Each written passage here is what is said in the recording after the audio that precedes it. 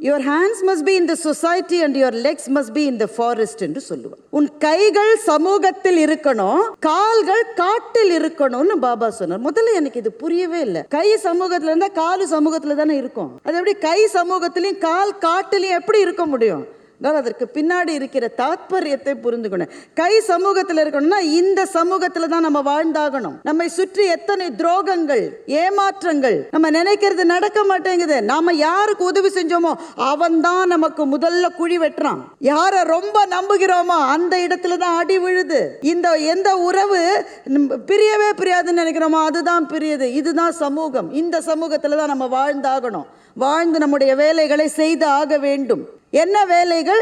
பாபா அன்னதானம் என்ற வார்த்தையை பயன்படுத்துவதை அவர் விரும்பவே இல்லை. அன்னதானம் சொல்றோம்ல, அன்னதானம். நான் சாப்பாடு போட்டேன், அன்னதானம் செய்தேன். பாபா அந்த வார்த்தையை சொல்ல விடவே மாட்டார். ஏன்?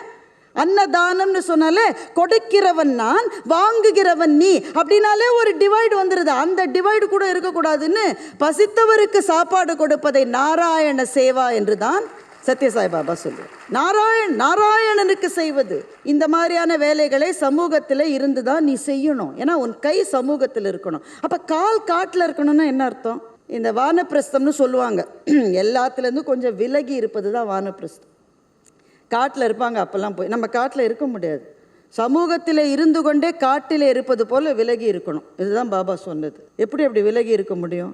பாபா ஒரு முறை ஜனகரினுடைய கதையை சொன்னார். அதை நேரே கேட்கிற வாய்ப்பு எனக்கு கிடைத்தது. ஜனகர் மன்னர், உங்களுக்கெல்லாம் தெரியும்.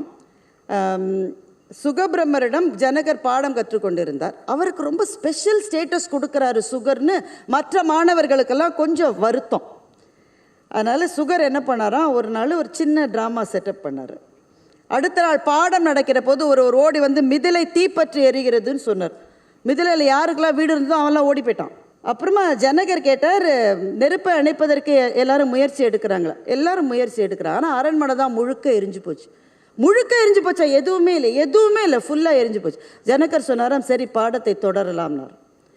மற்ற மாணவர்கள்லாம், என்னங்க இது, உங்கள் அரண்மனையே எரிஞ்சு போச்சுன்றீங்க, நீங்கள் பாடத்தை தொடரலாம்.